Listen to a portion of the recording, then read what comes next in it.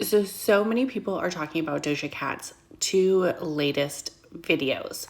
And a lot of people are saying that Doja Cat is kind of like on this dark energy and she might be like worshiping Satan, or she just has a lot of symbolism that looks very shadowy and reflective of the dark.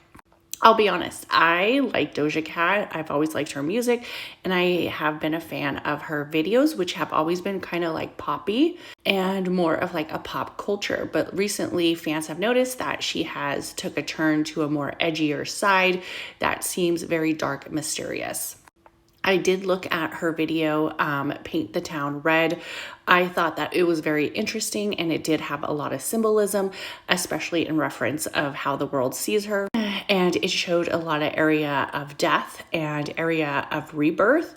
And I also thought that it was interesting how in the beginning of the video, she took out one of her eyes to actually get the full illumination of this other type of world. And what was interesting is that it looked like she was painted in what appeared to be a dark red bloody substance, which makes you feel like there was some type of trauma or some type of injury that she had to endure before actually being able to visualize this path.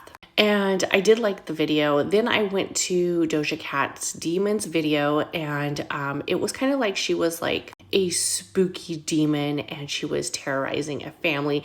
It gave me a lot of Halloween vibes, a lot of spooky element. I know a lot of people saying that this is such dark energy, but in all honesty, I didn't see anything that made me think that she was like worshiping anything super dark. But I will say that the energy that you create in atmospheres tends to be the energy that you live within. So yeah, maybe Doja Cat has some dark energy around her. And maybe she is embracing this energy of the dark and this energy of the spooky and mysterious for a reason.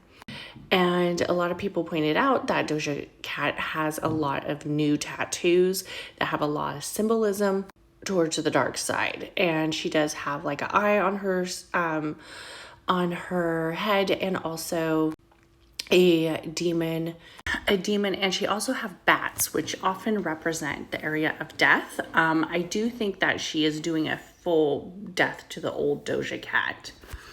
And I want to say that just because she's embracing dark energy doesn't really mean that she's living in it. If you pay close attention to some of her lyrics, she notes that she stopped smoking. She actually isn't really like drinking. And this might be the death of the old Doja. And I want to take a look at her birth chart because I actually think it's going to explain some more. Now, first off, I'm going to say that Doja Cat probably doesn't care if you unfollow her. We all know that she's lost a lot of followers, and I think she did this for a reason. I think she wanted people who genuinely like her music to continue to follow her, and also people who see a more dark side of her to continue to follow her. And I think she actually did this on purpose. And let's look at her birth chart. So first of all, we know that she is a Libra sun. She has a moon in Virgo, and she also has a moon in Virgo in 23 degrees. Which for some people, that is considered a critical degree. She also has a Venus in Scorpio at 14 degrees, and she has a Mars in 0 degrees in Sagittarius. Her Jupiter's in Sagittarius, and she has a Saturn in Pisces. She's currently in her Saturn return. So since her Saturn in Pisces was actually in retrograde at the time of her birth, she is going to be pushing other people's boundaries. Not necessarily are her boundaries going to be pushed, but she will be pushing other people's boundaries, and she's going to continue to do this for the rest of the year. She also has her Uranus and her Neptune both in Capricorn, which lets me know that she is very rebellious and she dreams big when it comes to her career. She has her Pluto in Scorpio, and she has her North Node in Libra. Now, let's pay close attention to this because currently right now, the North Node is aligned with the South Node. So she's doing an opposition of her current state, where it is going to be more reflective of energy towards the past. Also, she has her Chiron in Libra. So this change is actually a good healing process for her. Stay with me because I know this seems deep, and I know a lot of you guys are like, but she just seems so dark, and like this energy is very evil. But for her, she needs this right now. She also has an ascendant in Libra, which means that all this is really happening in her first house, her home house that represents her. To have your sun and your Libra as your same, meaning her sun's in Libra and her ascendant's in Libra, I know she's very passionate on how people see her.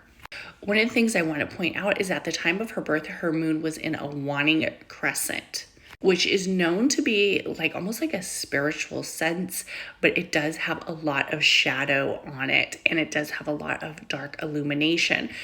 Two things that I want to point out. I believe she probably has an astrologer.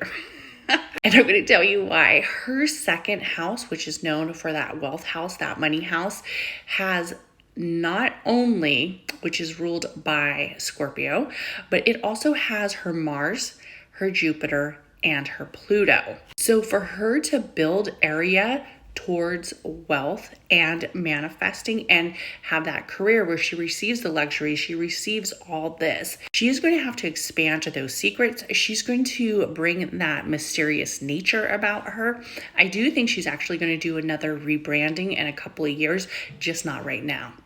And her second house energy, being in Scorpio with the Pluto, the Mars, and the Jupiter, is going to feel explosive. It's going to feel very fiery and very dynamic to a lot of people in her surrounding area. But she's eating this up, honey. She is eating this up like candy. She loves it. Also, since her first house contains her Venus, which is in Libra, this lets me know that she is able to balance her relationships of self. She's also able to balance the relationships of others. And then that is in direct opposition of her house of Aries, which is her seventh house of partnerships. So in all honesty, she gives no fucks about how other people feel. She's going to continue to do what she wanted to do. And I feel that she was tied down for a long period of time. And the reason why is because in her 12th house, she has her Sun, Mercury, North Node, and also her Chiron, all contained in her 12th house of Libra as well, because her 12th and her first house all contain that energy of Libra. And she's going to continue to break away from whatever wounds she had, and she's going to continue to communicate them. Another thing that I want to point out with Miss Doja Cat is, like I said, her Pisces has Saturn. So she is in her Saturn return. And that's in her 5th house. But when we look at the Pisces is very spiritual zodiac. And it's also known as kind of like that godly zodiac, that spirituality that seems unrealistic and also seems very dreamy like. She's going to continue to push these boundaries of other people. She's going to have a lot of people like a little bit nervous about who she is. And she doesn't care. She's going to continue to do it. Another thing that I want to point out is since it's happening in the 5th house, that is centered around self-expression. So for her, she is self-expressing exactly who she is in a creative and playful and passionate way. And it might feel extremely dark to some people, but I don't think that she's a dark being. I don't think that she has a dark light about her. You have to understand, you can like and enjoy some energies of the dark and the shadow. That's why many people have to do shadow work, because we all have it. She's just doing her shadow work for us to all see.